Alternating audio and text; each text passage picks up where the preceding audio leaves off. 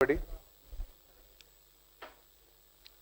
So in this presentation, I will be talking about implementation of neural networks using Toolbox, MATLAB Toolbox.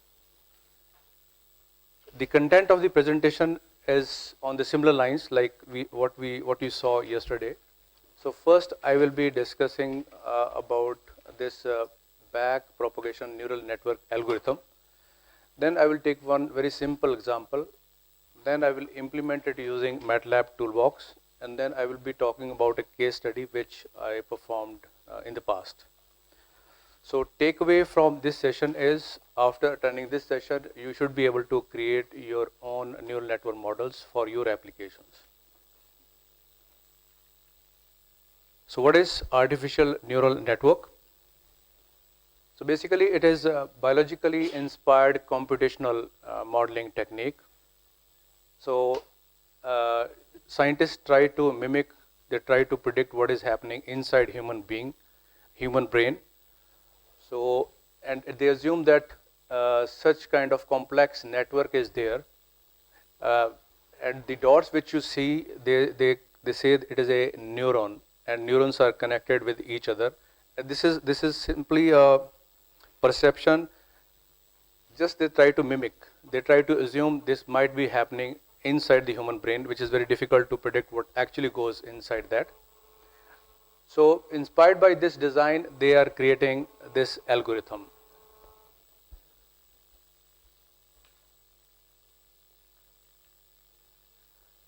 So neural networks, so why to use neural networks? Every evolutionary algorithm is having salient features. They are good at certain activities, and they almost all of them have certain drawbacks also. Like fuzzy logic is, they are good at decision making. Neural networks are good at learning. Whenever you want to give data and you want to create model, you want machine to learn, then neural network is good at it. If you want to perform optimization, then genetic algorithm is a solution for that.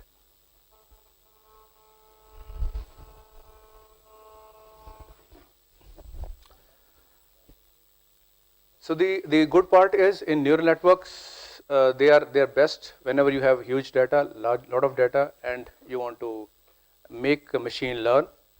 And then they are fault tolerant also. So they are quite robust. Even if there is some data missing, they will give accurate predictions. So that is fault tolerant. So when we talk about neural networks, there are two approaches. One is supervised learning, another one is unsupervised learning. So there are two approaches. Now what is supervised learning? In supervised learning, I know what is the input and I know what is the output. So input and output is known to me, and I create a model using neural network. For example, I want machine to tell me what is inside this basket. So in supervised learning, what we do, I will take a picture of, say, apple. Then I will tell machine that this is the apple. If this is the size, this is the color, this is the shape, this belongs to apple category. Then for banana, same way I can perform same thing. And this is like, I know inputs, and for this input, these set of inputs, this is the output. So I am training it. Now once the model is trained, when I provide this basket, it will be able to tell me what is which fruit. So this is like supervised. So supervised learning, I have inputs and I am having outputs.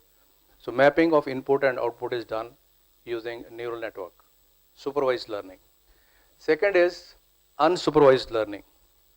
Here you have data with you, but there is no output. So when you don't have any output, how to create network? Then the algorithm will try to find out similarities.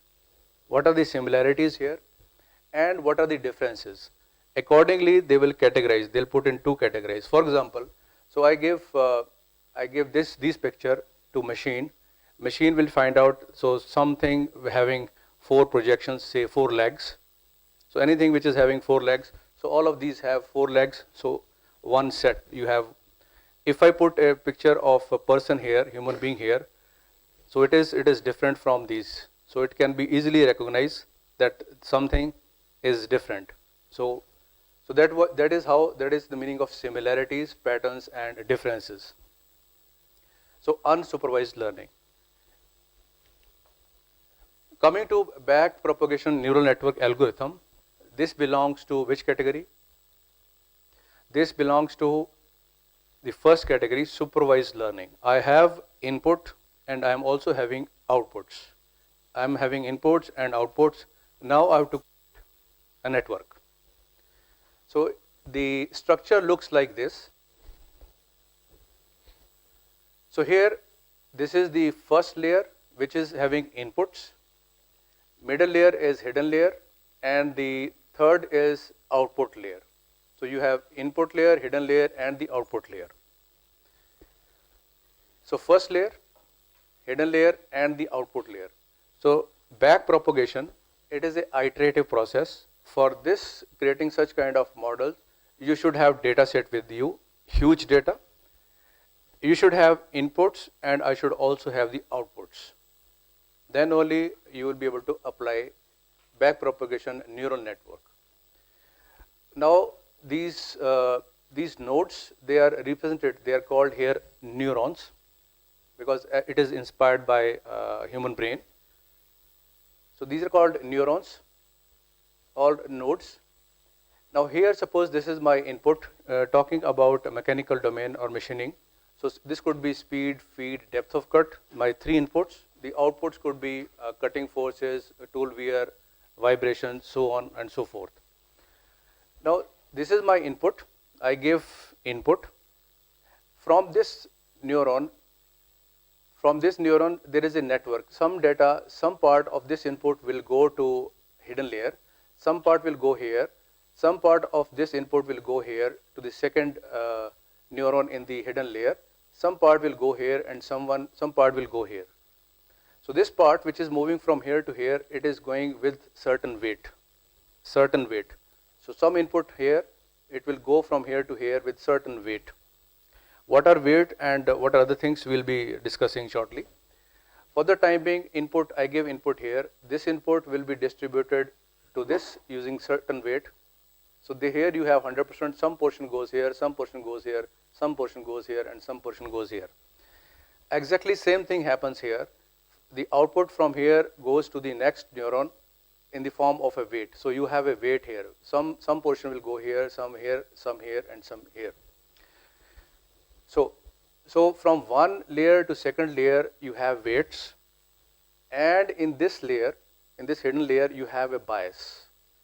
In the output layer also you have a bias. So bias is not dependent upon the output from the previous neurons, output from the previous layers. Here on this, if you see on these neurons, so everything is dependent upon the output of the previous neurons from the previous layer. Whereas bias we are adding here, you have one bias at the hidden layer and one bias at the output layer. Okay, so you give the input, this is created, and you get the output. Now how this weights and biases are selected? Initially the algorithm will begin, it will assign these at random. Any bias, so any weight and any bias, it will start with like that. So at random it will be assigning weights and biases. Now this network is ready, you have input and you will see output. So when biases and weights are decided at random, obviously you will not get perfect solution. So you will have a huge difference here. The output which you will get here and the output which you are expecting to get. So there will be a lot of difference. So that error you will find out. How much is the error here? Whatever error you get here, that error you will divide it in the previous layers. You will be changing the error which is here, you will be dividing it in the previous layers through the weights and the biases. So we'll divide my error. I will divide my error, go back to the previous layers and distribute my error by changing the weights and biases. So that is why it's called back propagation. Whatever error I have here at the output, I will be back propagating it. So that error is back propagated. This is first iteration. Then second iteration in the forward pass, again we'll start from left to right. Again we'll check what is the error. That error is given back to the weights and biases are changed. So this process is iterative process. It will be repeated till we get the good solution. Good solution, meaning of good solution is I should be able to get the error within the permissible limits which I set for my application.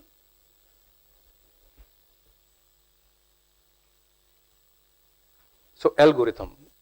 So this is what is there, the algorithm. I'll be talking about algorithm. I assume there are, so this is input layer, this is hidden layer, and this is the output layer. Input, hidden, output. So this one input I am denoting by I, this layer I am J, this layer is K, I, J, K. So I, J, K, 3 layers. So initially we start with the weights and biases are at random. The algorithm will start like this. Initialize all weights and biases. Second step is, so I am giving input here. I want to see what is the output here. So here OI is here. So what is the output here? So output here is whatever you give the input, that is the output here. Nothing is happening here in this neuron for the first layer. So whatever is the input, that will come here. From here it will go to next layer. From first layer it will go to the next layer. What is happening in input in the hidden layer? In hidden layer I am having some input and some output. So what is the input? So I is input, O is the output of jth layer, the hidden layer. In I layer nothing is happening, whatever is the input that is taken as it is. In jth layer, so here what will happen? So whatever is the output here, so say OI is the output here, it will be multiplied by the weight plus the bias. Weight multiplied by the output of this and the weight is added. So this is my input here at the hidden layer. Input to this neuron. Input of this neuron is weight multiplied by the output of this plus the bias which I have on this layer. So this is my input. So what is the output? So output for output, this is the function. For output I am using sigmoid activation function. This is called sigmoid activation function. Activation function means it will give output with a certain formula. So that formula is here. So this is the formula for having the output from this neuron. Output from this neuron I will have using this formula, and this equation is sigmoid. So this one.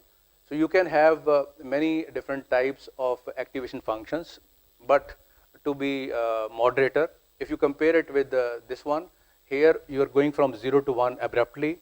Here slowly we are going from 1 to 0 in a gradual manner. So this is most of the time. So this is the most of the time you'll find they are using sigmoid activation function to have output from any neuron. So here, so there are two things. One is input. So input, and second is the output. Input is this the input from the previous layer multiplied by the weight plus the bias here, and the output of this is governed by this activation function. OJ is 1 upon 1 plus e raised power minus ij. So ij we have obtained here. So this is the output from the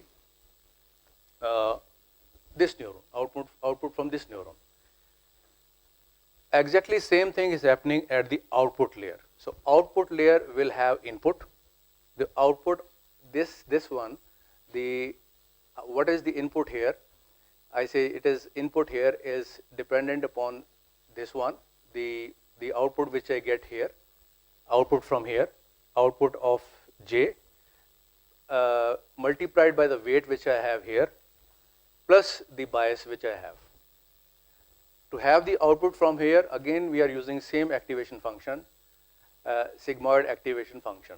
So ik we have already computed, so you can put it here in order to have the output from this neuron. So each neuron will have input and the output. Output is governed by some activation function. Is it all right up to this point? Now next step is to calculate error. Calculate error and distribute it backwards. So there are only two steps. Go forward step, get the output, and now I will calculate what is the error. Whatever is the error at each layer, I will distribute that error backwards. So these are the formulas for distributing error backwards. By changing, you can change the weights. In order to change the weights, you also have one factor which is called eta. Eta is a learning rate, which is used. So you will update weights and you will also update biases. So both these are updated and you again do forward pass. So this is an iterative process. Say in 400, 500 passes, you are able to achieve the error level which you have fixed for this setup. So once you get that, you say your model is ready for any prediction. Simple example, very simple example. In this simple example, we are taking only two inputs and two outputs. So x1, x2, these are two inputs. y1, y2 are my outputs. b1 is bias in the hidden layer, b2 is the bias at the output layer. So what I will get here at h1, what I will get at h1, at any neuron, I will have input and output. So h1, so what will be the h1 here? So it is x1. So h1 is having input from x1 multiplied by this weight w1, and this is also having input from here, so x2 multiplied by this w2 plus the bias. Same way, when you see what is you are getting at h2, same thing will happen. Like h2 is having input from here, this input multiplied by w4, this input multiplied by w3, you get h2 plus the bias.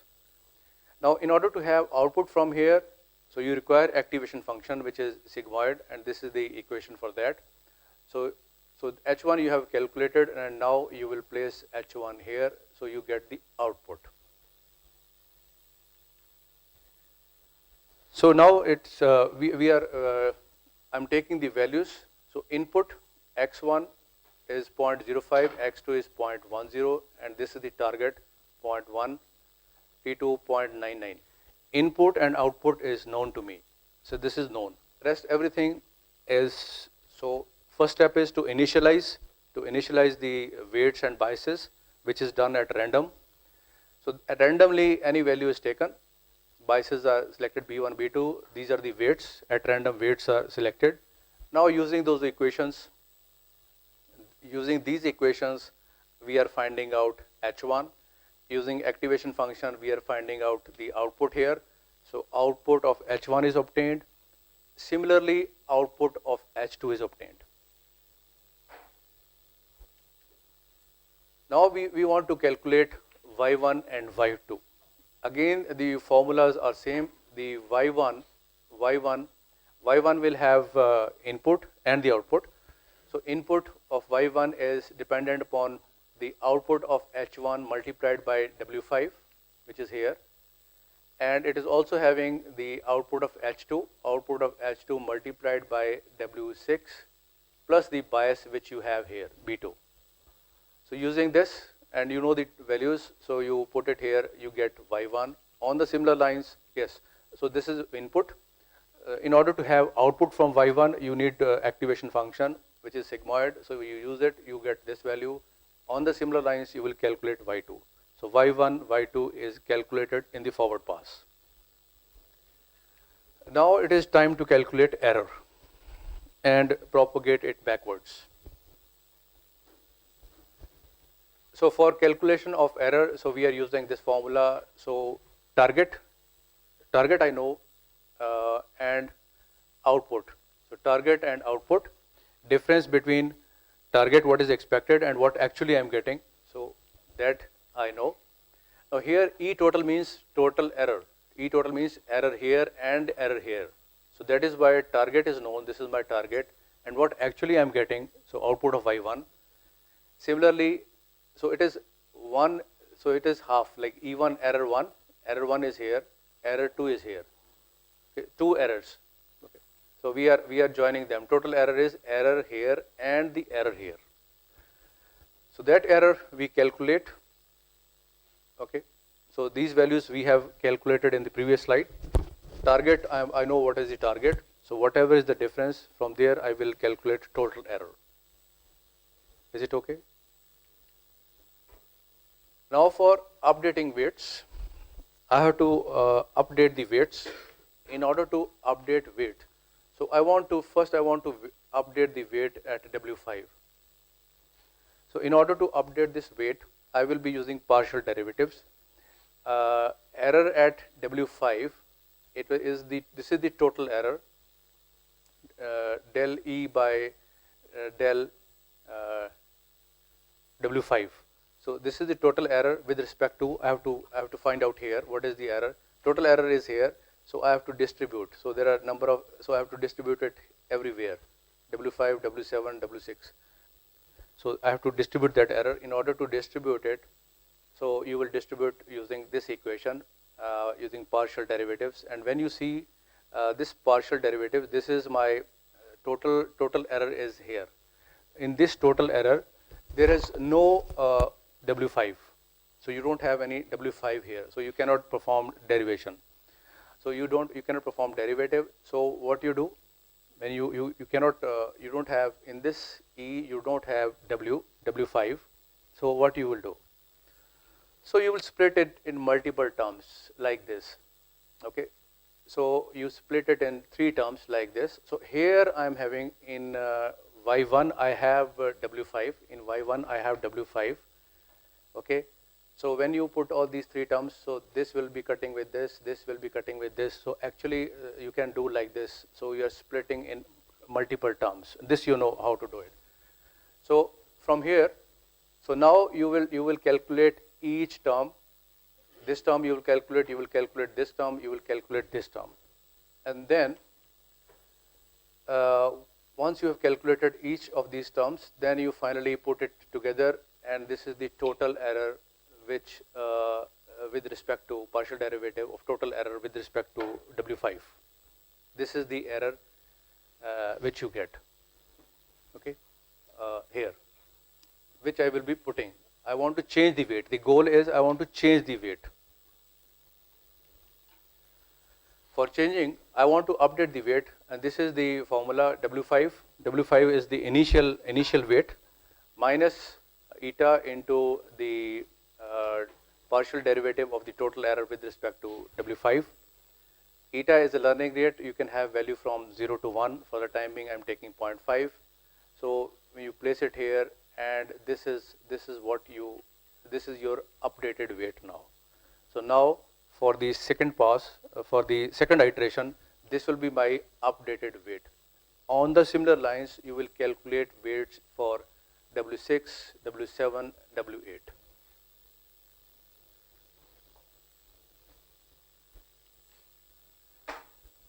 Following the same steps, you will calculate weights. You will again change weights. You will update weights for W1, W2, W3. Exactly same steps are followed for calculating, updating the weights.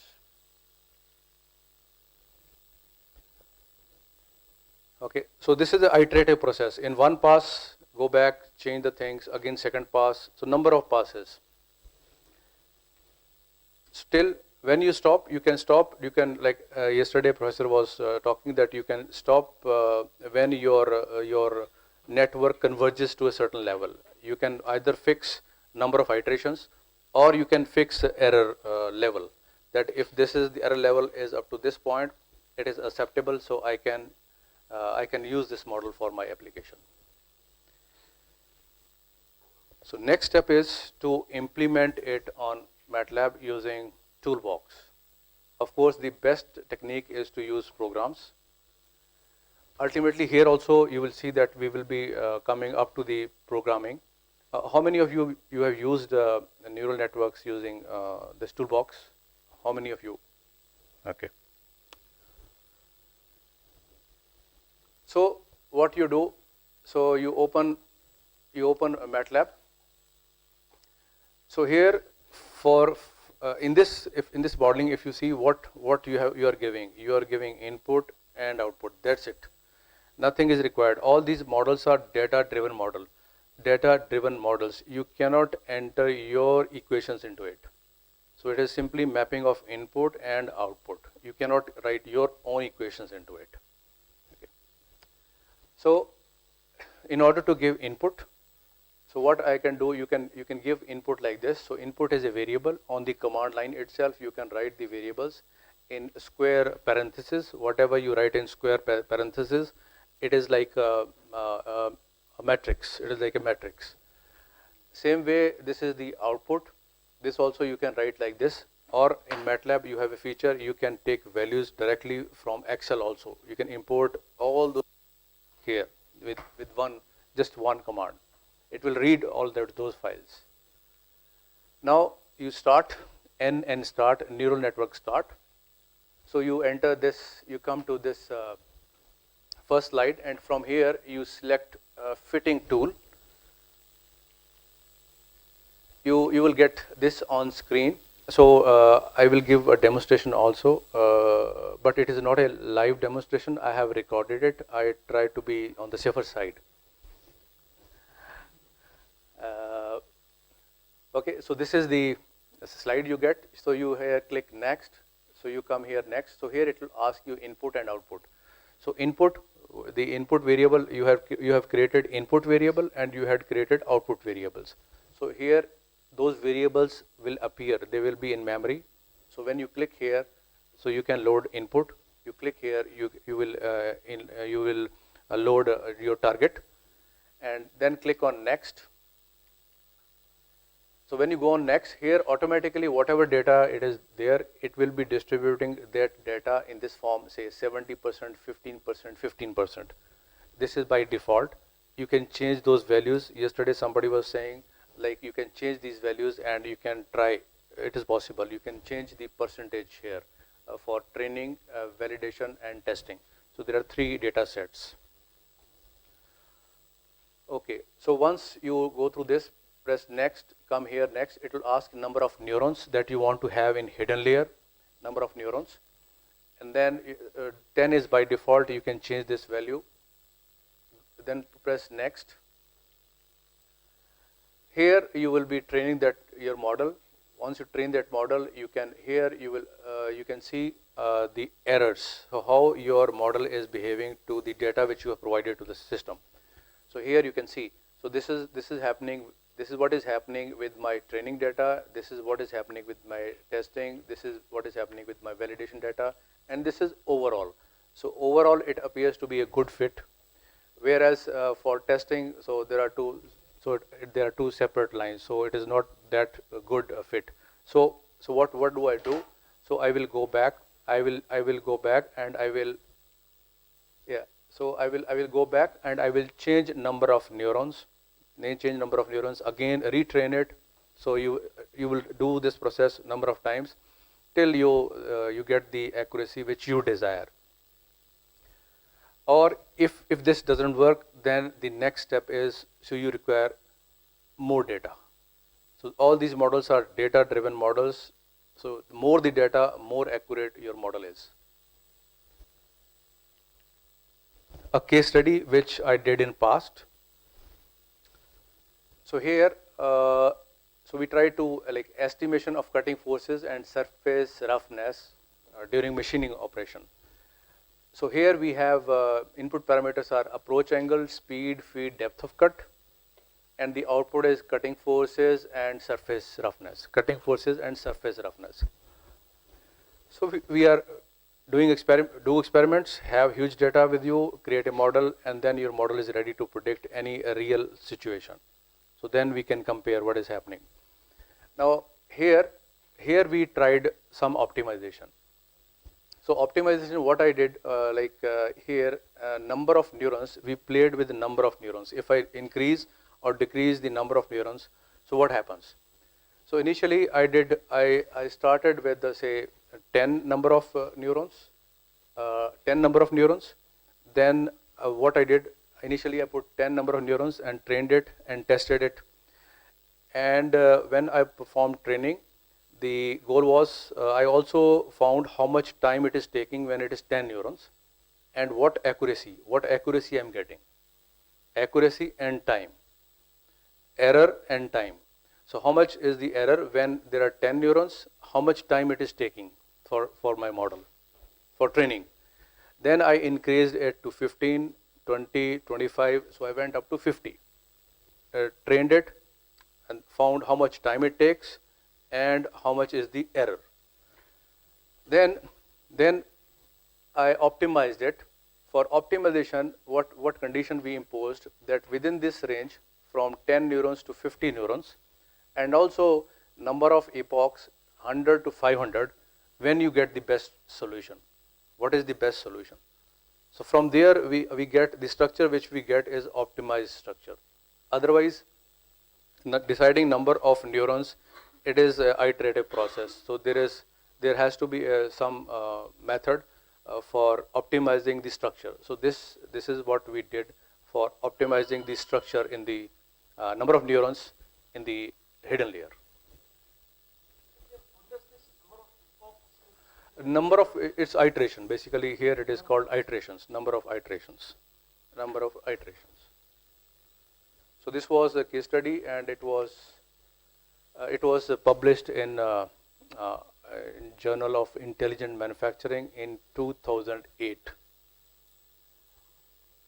Probably that time it was a new thing, so it is easy to publish when something is new.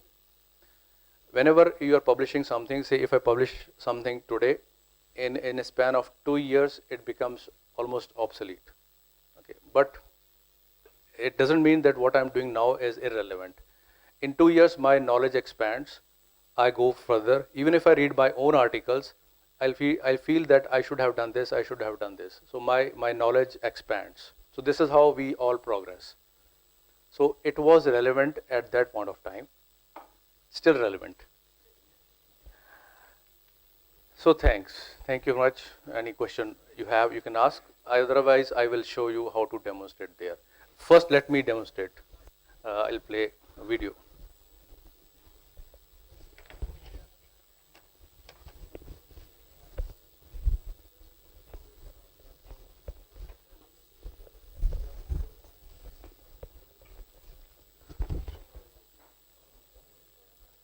So first thing is you open this MATLAB environment.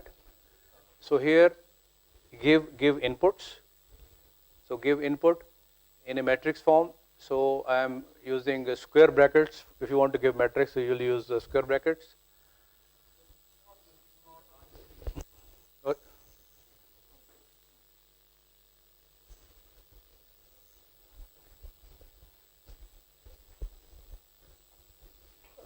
चलता नहीं बेगम दीजिए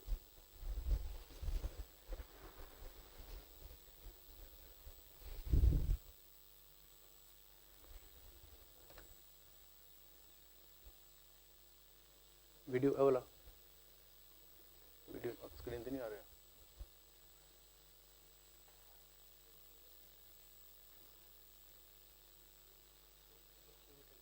की change करना बना slide हाँ वही करना slide वही करना यार कि स्लाइड शेयर की करना स्क्रीन ऐसी और प्रोजेक्ट 2 सेकंड स्क्रीन डुप्लीकेट ठीक है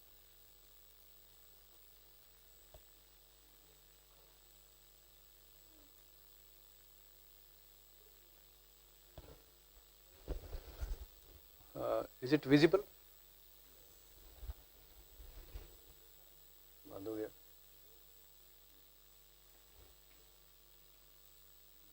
So first is input.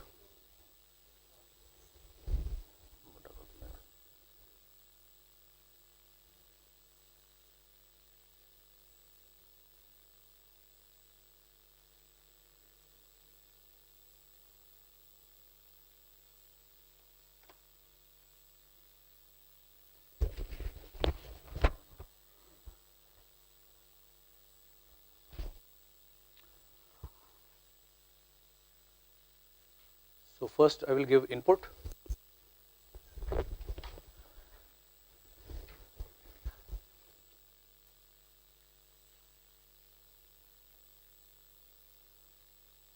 So input you can have either directly also, you can have cut copy paste from Excel. So you are keeping it within the square parenthesis. So pasting it here, so you have your input is entered. Next step is you will give the output. So this is another variable name which I am creating, output. Again square parenthesis, because I'll be bringing data from my Excel file, selecting it there and pasting it here. So from this, the last one is my output. So this is I'm selecting and again bringing it here, output, pasting it.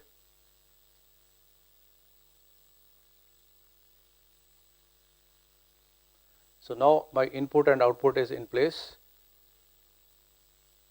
So you will start that toolbox, NN start. So this will appear. Next. So from here you will select input, first input, target is output, and these values we have stored. And then you need to click here, row, output should be in the matrix row.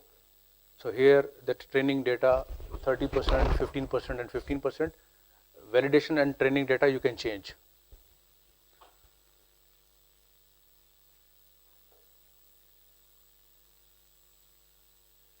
So go to next.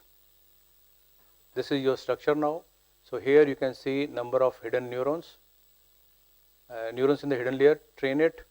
So when you train, so you can see the errors and then select on the plot regression.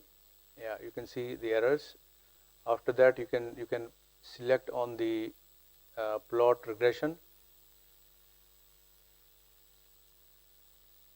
So you will see on screen how your data is, how your model is behaving with data for all the 3 sets and in total also. If you are not satisfied with the results, then you can retrain, train again. So you can retrain here. You can change the number of neurons. Say this time I'm changing to 20. Again train. So error should go down. So again I can see the plot. So I can import. If still it is not behaving as per my requirement, I can have larger data set with me. Next step is taking next. So here I can. So here you have option simple script. If you click on it, you will get everything in program form. So you have a program here. Whatever model you have created, you will get that program in that thing in program form. And it is advisable you should be using this one. So simple script. So this is the program. You can see this is the neural network program which is built for you as you worked out through this. And then you can once your model is ready, you can use it to predict real for real inputs. And so that's it for the time being. You can ask if you have a question in mind.